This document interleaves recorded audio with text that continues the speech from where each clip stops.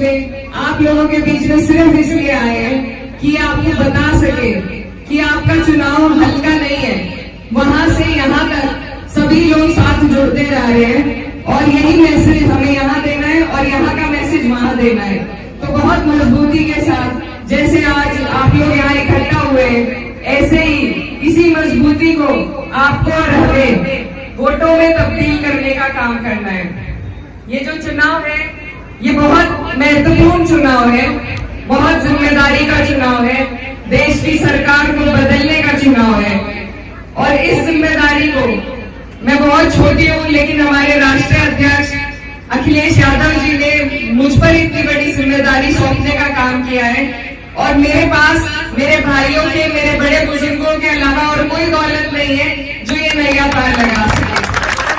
तो मुझे आप सबकी जरूरत है, आप लोगों से मेरी गुजारिश है कि इस जिम्मेदारी को निभाने में, इस चुनाव को लड़ने में, इस चुनाव को जिताने में आप लोग मेरा सहयोग करो। और मैं आपसे वादा करती हूँ कि आज जो विश्वास आप मुझ में जता रहे हैं उसे मैं कभी टूटने नहीं दूंगी। इससे पहले जो चुनाव हुआ था उसमें आपने कई गांवों में बिना मांगे आपने 90% पोल करके आपने चुनाव माननीय सांसद जी को जिताने का काम किया। शायद वो पहुंचे भी ना हो सब तक वोट मांगने के लिए, लेकिन सबने उन्हें वोट दिया और जिसके बदौलत आज वो हमारे जनप्रतिनिधि बन पाए। लेकिन मैं बस ये कहना चाहती हूँ कि कभी भी जिसे आपकी वोट की कदर ना हो, जिसे आपके दुख और पीड़ा का पता ना हो, जो आपके बीच में आ न सके, आपके दुख को समझ न सके, ऐसी जगह दोबारा अपना वोट देकर आप उसे बेच न करिएगा। यही मेरी आपसे गुजारिश है। पूरे 5 साल में जनप्रतिनिधि का काम होता है अपने लोगों की आवाज उठाना, और आवाज तभी उठा सकते हैं जब हमें अपने लोगों के दुख और पीड़ा का पता हो, जब हम रोज उनके बीच जाते हो, उनके सुख दुख में उनके साथ ही रहते हो। लेकिन जहां तक हमने सुना और देखा है, पिछले 5 सालों में हमारे पूरे लोकसभा के लोगों को सिर्फ मायूसी और हताशा हासिल हुई है। और ये सिर्फ इसलिए हुआ क्योंकि आपने ऐसे लोगों को वोट दिया जिन्हें आपके वोट की न कदर थी, न ललक थी आपका वोट लेने की। इसीलिए उन्हें कोई उन पर फर्क नहीं पड़ा आप पर क्या क्या बीती, किसी ने आपके बीच आकर आपका हाल नहीं जाना। रसूलपुर से हमारे प्रधान जी हैं, वहां पर चुनाव के दौरान 29 लड़कों पर मुकदमा हुआ था।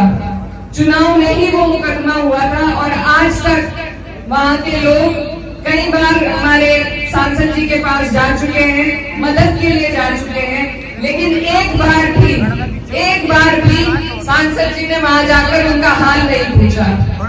तो अब अगर दोबारा आप ऐसे ही जनप्रतिनिधि को चुनना चाहते हो या कुछ बदलाव चाहते हो, ये फैसला आपके हाथ में है। सरकारें होती है लेकिन कड़ी से ही हमारा काम चलता है। अगर हमारे प्रधान मजबूत ना हो, अगर हमारे विधायक मजबूत ना हो, अगर हमारा सांसद मजबूत ना हो, तो सरकारों का कोई फायदा नहीं है। आपको सरकार का लाभ भी आपके लोकल जनप्रतिनिधि ही दिला सकता है। तो मेरी आप सबसे गुजारिश है कि आपने 5 साल का कार्यकाल देख लिया है। मैं छोटी हूँ लेकिन मैं डरूंगी नहीं, मैं किसी से घबराऊंगी नहीं। मैं जिनकी बेटी हूँ, उनका खून मेरे अंदर दौड़ता है। वो शेर थे और शेर की तरह वो सबका काम करते थे। और मैं अपने पिताजी, अपने वाले मरहूम सांसद मुनव्वर हसन जी की तरह, मुझे आपसे मौका चाहिए कि मैं उनकी तरह आपकी काम आ सकूं, आपकी सेवा कर सकूं। और आज जो एहसान आपने मुझ पर चढ़ा दिया इतना अच्छा प्रोग्राम करके, ये मैं कभी नहीं भूलूंगी। चाहे चुनाव में नतीजा कुछ भी हो, मैं कभी ऐसा नहीं भूलूंगी। बस ये चुनाव जो है, अब कुछ ही दिन रह गए हैं, दोबारा यहाँ पर हमारा आना ना हो, तो मैं आप सबसे एक वादा लेना चाहती हूँ कि आप सब मेरे बड़े हैं, मेरे भाई हैं, मेरे बुजुर्ग हैं।